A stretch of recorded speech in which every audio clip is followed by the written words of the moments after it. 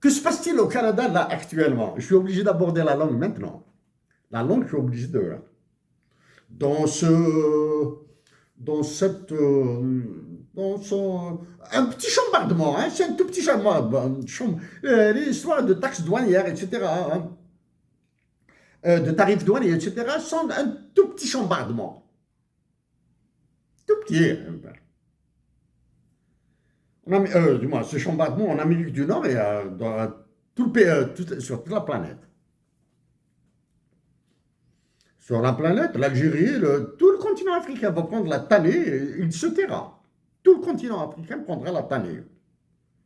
Vous, Français, enfin, vous recevez tous l'aide publique au développement à travers l'USAID. United States Agency for International Development. OK?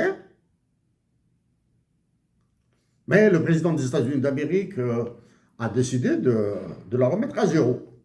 Et étant donné que les autres pays de l'OCDE sont incapables de vous financer, donc vous allez plonger. Vous allez plonger. Je suis triste.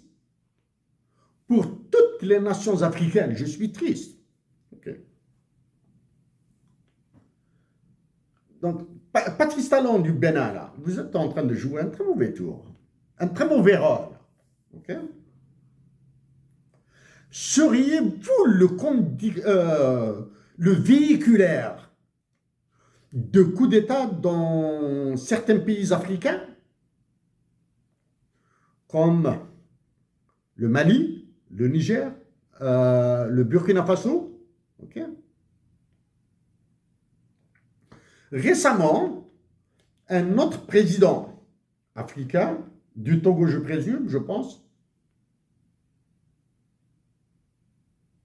ou du Ghana, a rendu visite aux dirigeants, aux militaires dirigeants de l'État malien, leur dire là, il faudra revenir vers la CEDEAO, etc., etc.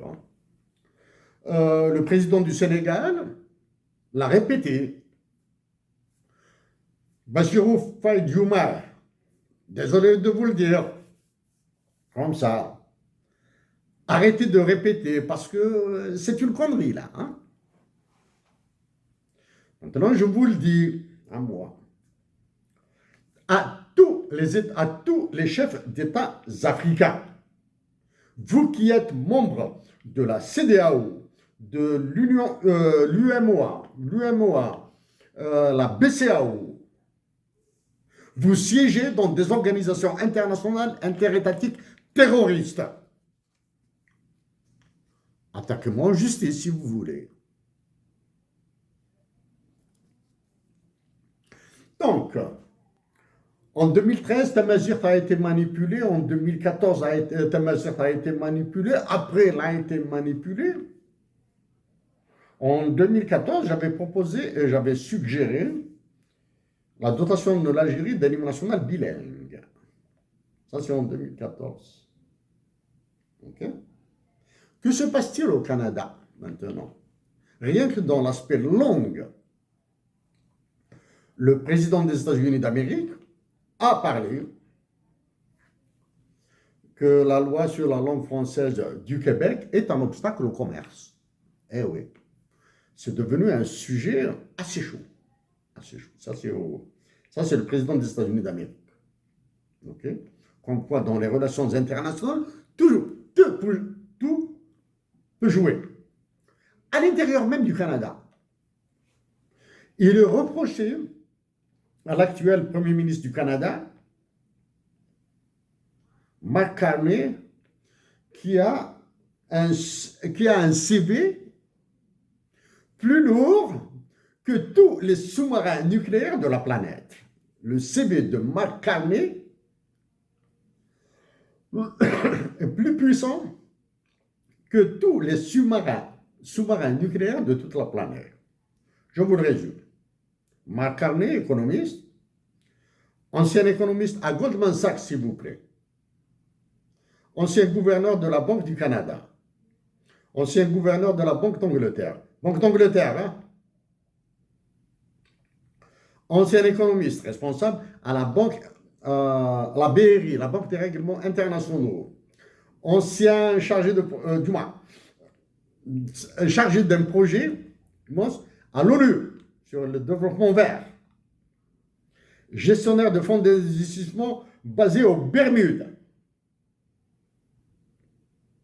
Il a fait sortir, il a évité le désastre de la crise du subprime au Canada. Il a évité au Canada le désastre.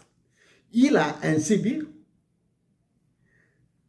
égal peut-être à tous les missiles des États-Unis d'Amérique, de l'Angleterre et de la Chine, de la Russie et de la Chine. Donc, dans le jeu politique, ça change un petit peu. Parce qu'en face aux États-Unis, les deux chargés de l'économie des États-Unis d'Amérique et du Trésor américain, Bissett et Lutnick, ils viennent de fonds d'investissement, de fonds spéculatifs. Donc, il a un CB. Il est reproché à Marc Garnet sa non-maîtrise de la langue française par le Québec, par les Québécois. Okay? En ta mesure sera manipulée, comme seront manipulées vos langues dans le pays sur la zone CFA. Il reste dans ça. C'est 2025, mois de Ramadan passé, ce mois de carême, là, du mois de mars, là, en répétant, en suppliant mes compatriotes d'Algérie de demeurer pacifiques et de résister. Tizi Ouzou est la ville à partir de laquelle sont envoyés des danses, des chants à profusion. Mais absent aucune activité intellectuelle, militante, révolutionnaire. Geste entre la violence qui se prépare à Tizi Ouzou et en Kabylie et la danse. Je préfère la danse. Danser, chanter, raconter ce que vous voulez sur le web. Mais évitez la violence. Okay? C'est valable pour Béjaïa, la région de Béjaïa. C'est valable pour les horaires. C'est valable aussi pour ceux qui nous bassinent avec Zulflawen et qui se pavanent dans les salons de Paris. Okay? Qui se pavanent dans les salons de Paris. Hein? N'est-ce pas, M. Kamal Daoud et Yasmina Khadra? Ok.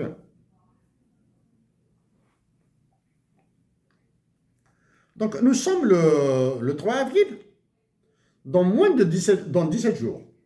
Ce sera le 20 avril. Comment sera célébré le 20 avril 1980? Ou bien, comment sera commémoré le 20 avril 80? Peu importe comment. J'espère qu'il se fera dans la paix. Ce mois de carême, Ramadan 2025, a vraiment assassiné Loubnas Matoub. A vraiment assassiné Loubnas Matoub.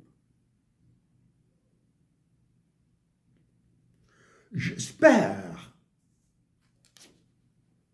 que toute la Kabylie restera pacifique, que toute ma patrie, Algérie, restera pacifique. Chers compatriotes d'Algérie, en 2007-2008,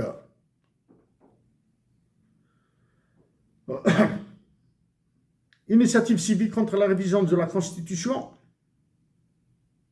Hassan El-Khadim m'a dit à moi, chef, si tu te fais arrêter, tu tiens 48 heures, 24 ou 48 heures, bref. À la même période, 2006 ou 2007, nous avons été ensemble à Kapaukas pour animer une conférence sur une campagne contre la révision de la Constitution. Okay? C'est à Kapaukas, à la sortie est de Béjaïa. Ensemble. Ok. Je peux dire que je peux rester. Moi-même et Hassan Al-Qadri, ou bien Hassan Al-Qadri et moi-même avons animé une conférence sur la révision, notre opposition à la révision constitutionnelle de l'époque, 2006 ou 2007. Hein. Non, non, non. Mon honnêteté, mon intégrité et la vérité m'obligent à dire que seul Hassan Al-Qadri a parlé durant cette conférence. OK? En Kabaouras. Ce que les services secrets, les services de sécurité nous ignoraient, non, ils étaient à côté là. Ils étaient à côté. Donc, seul Hassan Al-Qadri avait parlé durant cette conférence. C'était l'unique déplacement que nous avions pu faire. Ce que les généraux de l'époque, la sécurité militaire algérienne, la police et la gendarmerie de l'époque étaient plus gentils et plus joueurs en faveur de la démocratie que les actuels généraux, etc. Bon. Sécurité militaire, mon œil. Ça va. J'ai appris le décès de Hossein Zahwan. Donc, à la famille Zahwan, mes sincères condoléances. Hossein Zahwan était un révolutionnaire. Pour toute histoire, lisez le papier, l'article d'Hassan Al-Qadri.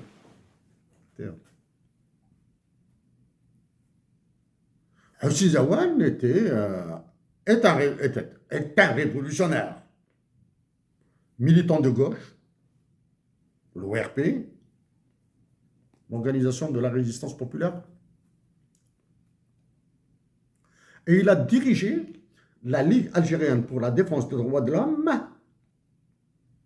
fondée par Ali Msili et Hosni Ahmed. Qu'il y avait, à un certain moment, il y avait une guerre entre Hossein Zahwan et Maître Ali Yahya Ben Nour, Nerhamar Bislin, que Dieu le raccorde sa miséricorde. Hassan Al-Qadri peut en témoigner. J'avais le contact naturel avec Hossein Zahwan. Le contact était naturel. Je pouvais le voir quand je voulais, du moins, quand le temps nous permettait à tous les deux de nous voir. À la même époque,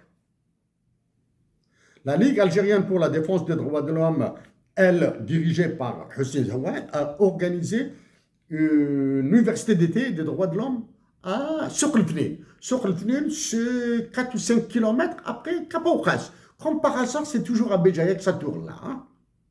Université d'été. J'étais là-bas, donc. En soirée, hein, à partir de 8 h du soir, 9 h du soir, un monsieur, un compatriote, jouait de la guitare, de la musique, un peu de chant, etc., etc. Il y avait aussi une ONG italienne, j'ai oublié son nom là. Hein. Donc, un musicien, un guitariste, nous a un petit peu décontracté, détendu l'atmosphère, l'ambiance pour les séminaristes. Il y avait un gars qui avait pourri l'ambiance. Un seul gars. C'était des services secrets. J'ignore ce que c'est la police, gendarmerie en civil ou sécurité militaire, etc. Et il ne faisait que poser des questions sur les identités, sur ce qu'on voulait faire, etc., etc. J'avais senti que nous sommes là pour écouter de la musique, probablement de la danse, peut-être qu'il y aurait un peu de chant, etc. Toi, tu devais nous poser la question avec ces histoires. Tiens. Existe-t-il, depuis 2019, existe-t-il une Ligue algérienne pour la défense des droits de l'homme en Algérie? Depuis 2019, est-ce que ce genre d'action est possible en Algérie? Animation de conférences politiques, contre, pour les investissements directs étrangers, contre la politique monétaire de l'Algérie, si tant est elle en a une, etc. Tout c'est possible.